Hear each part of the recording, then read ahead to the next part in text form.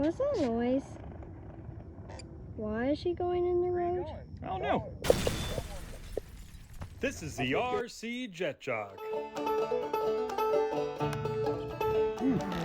Oh, I just broke it.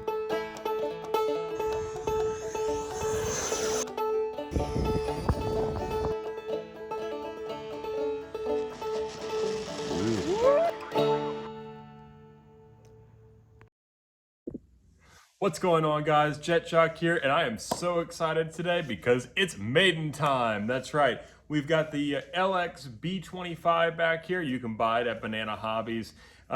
Just absolutely gorgeous plane. I have been looking forward to flying this airplane for you guys. I'm a little nervous, not gonna lie, especially from its reputation online. We've heard all kinds of things about how underpowered it is, and servo issues and landing gear issues. So this thing sounds like it's going to be a handful for sure.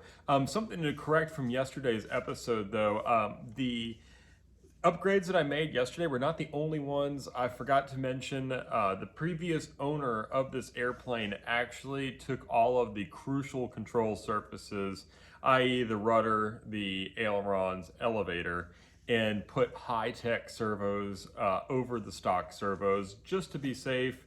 So that is a difference I forgot to mention. But anyway, you know what? Enough talking. Let's get to the action. Let's go to the airfield.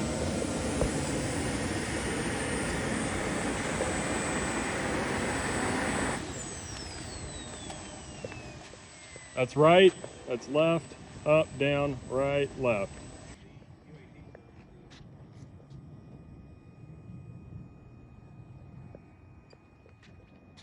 Do kind of a range check here, right, left, up, down, right, left. That looks pretty good.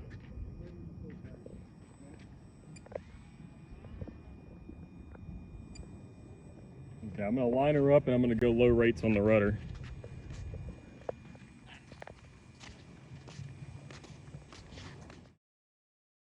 Going over there. All right, here we go.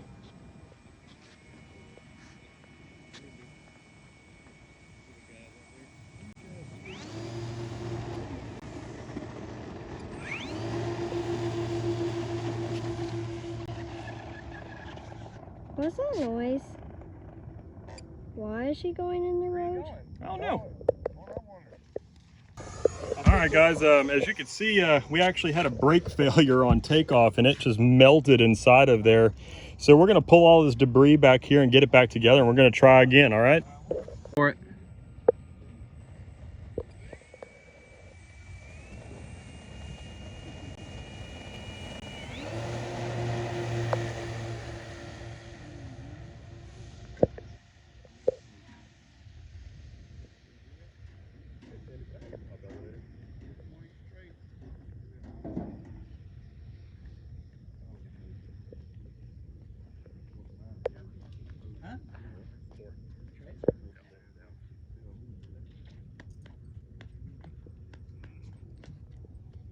Ooh, she's underpowered. As advertised. Yeah, I know, it ain't got much power. Probably usually turn slow. Yep. That's the way it is. Hey, the gear's stuck down too.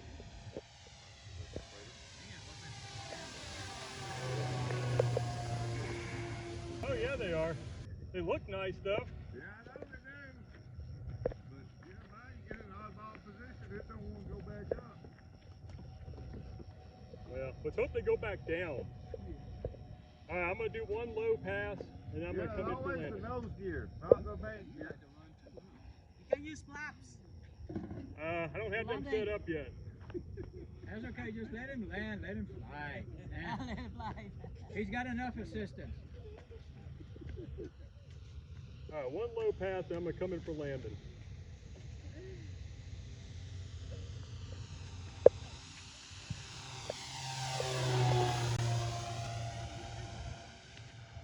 Gain altitude. I'm gonna put the gear down on final. Oh, I'm losing power. Oh, there we go.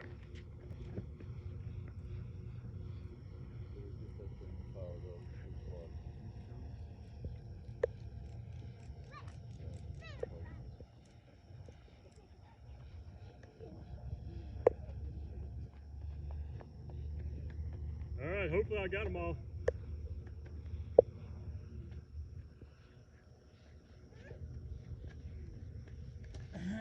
Does it look like I got them all? Yeah. It is.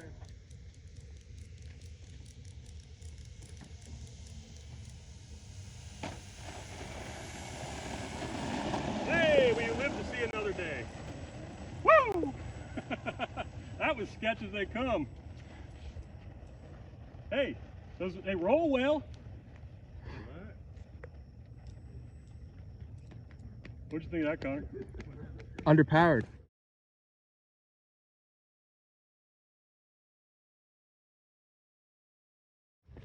Oh my gosh, yeah. We're gonna make some upgrades, I think. 6S power system. I don't know yet. I haven't decided. Let's work on getting that gear up first. What do you think? Yeah, I saw that nose gear hanging the whole time. And the main gear doors were open. Looks good though. All right, well, that wasn't perfect, but we came back to life. So Wow, I am so glad I got this plane back in one piece. As advertised, guys, wow, that plane was so underpowered, it wasn't even funny. Now, I will say this, we went with the stock CG, and it was nose heavy. And I did see that in the forums as well, that it was gonna be nose heavy, but I don't like to take any chances. I figure nose heavy is something I can take it flying with me, whereas tail heavy, it could be a lot worse. Now, it was way underpowered, don't get me wrong, but if you watched my takeoff, after I lifted off the ground, the nose just came down immediately, and I was kind of oscillating in the climb out. You know, first of all, it was keeping the airspeed right, not stalling this thing and not putting it in the ground for sure. But the other thing is I was fighting that nose heavy CG. So once I got to altitude and I got it trimmed out, as you could see that it was climbing a little better. I mean, obviously I'm not doing loops and rolls with this thing, but at the same time it's a bomber, so probably not going to be doing that. Now, some of the other things to mention, I did not, and I know, bad me, did not calibrate the ESCs. So before I go on and pass judgment about this thing being horribly underpowered and wanting to replace the power of systems like a lot of people do, I am going to go ahead and calibrate the ESCs. I'm going to fly it again on a future episode for you guys, just to, you know, make sure, give it its due diligence. I like to fly these things as scale as possible whenever I get more comfortable with an airplane. So underpowered isn't necessarily as a problem as long as it's reasonable. I don't need a Mach 1 bomber. That's just kind of silly in my opinion. So, you know, that's what we're going to try next. Now, as far as the landing gear goes, what happened with the nose gear is the nose gear door, there's a, here, I'll just show it to you. you see, you got this little piece right here. They keep it scale. I mean, that's how it's supposed to look on the real airplane, but you see this little arm right here? So I think it could use another few millimeters, because what had happened is this part of the nose gear door got caught on the, I'll just open it up here. It got caught on the top of the arm right in there, and it got wedged. Well, that kept the nose gear from going up. And something I learned on this system after tinkering with it on the ground is, and this is why the doors didn't close on the mains, is that if the landing gear doesn't complete the cycle, the whole system just kind of freezes in place. So that's why our gear doors didn't close on the back whenever the nose wheel couldn't come up, because it was stuck in the nose gear door. So, and I think possibly, and guys, this is a good tip for you guys too, is when I had the brake failure, I did not swing the landing gear. And I'm thinking that possibly it wasn't the airflow that got the gear door stuck. I think it was the bouncing and the violent ending to my runway departure whenever we lost our brakes. So I'm thinking that's what actually jammed up the landing gear. Now, it's a good thing I touched on the brakes here. Let me get this. This is This is what's left of both of my brakes, actually. Both of my brakes look like this. Yeah, enough said. The actual housing that this was in melted.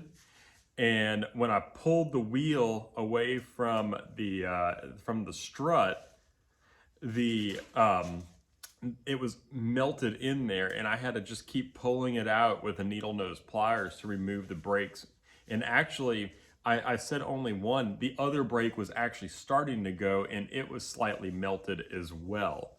So now something else that led to that, which I didn't really know that I had done, is when you plug in the battery to the ESCs, there is a I forgot what those ECT or whatever kind of connector coming off of them into a BEC or a BEC. Don't slaughter me on that. And it goes to the brake box. Well, I didn't have the brake box plugged in, so it was just getting hot. And I just toasted my brakes, I believe, just because I was sending power to them with no control whatsoever. That's my theory. So that's how I smoked the brakes. But, you know, all in all, it was a majorly eventful Maiden, a little bit more eventful than I wanted it to be. But as far as flying, this airplane flies amazing. And this has been my experience with LX products in the past. I've had the LX P40, which was a solid airplane. It, you know, once again, it was a little bit underpowered, but it was a nice big P40. The landing gear on the mains was great, but the tail wheel was just not great quality. Neither were the servos, really. It was, you know, and you know, it was just kind of like this one. A lot of modifications are needed. A lot more money is needed to put into these planes. And at the end of the day, they're still big foamies. And you don't want to put a whole bunch more money into a foam airplane. Then you're getting to the cost of a balsa P40 around the same size. You know, it's kind of silly. So, but they're really nice. They're nice airplanes. And that one flew well too, very well, might I add. And it was the same for the Wildcat, except I had a lot less issues with the Wildcat. Once again, a cheesy tail wheel. The tail wheel fell apart, but everything else about the Wildcat, it flew great. So, you know, it just kind of like it's almost like a Dynam product, really. So buyer beware, you're gonna get a really good airplane. It's just gonna come underpowered, and it's gonna be the subpar electronics and, you know, connectors and stuff. So you're gonna have to make modifications, but you will end up with a really good airplane. So I'm not, you know, completely dogging on them, but I just want you guys to know. Now, one more thing before I go. I was mentioning about the clevises sliding, and in fact, I have one. Hopefully I didn't move it. That would be awesome. Yeah, so this is what we ended up with. I found on one of my control surfaces. You see, it just slides on and off the threads like that. So, you know, that's something to beware of. Check all of your clevises if you're using the stock setup for sure, because that could ruin a day, absolutely. But anyway, guys, I'm glad the Maiden was successful. I'm glad we got the airplane in one piece. I can't wait to work further with this beautiful airplane. Huge shout out to Beluga Girl and to Connor for filming this flight. Couldn't do it without you guys. I appreciate y'all so much. And also, if you see new people at the airfield, they could be trying to get away from this remote ID. They don't want the government spying on them while they're flying. I don't want the government spying on me when I'm flying. So, you know, include them, bring them in. Don't act like they're outsiders or anything, because we need to get our hobby still growing, because we've been dealt with a huge blow with this.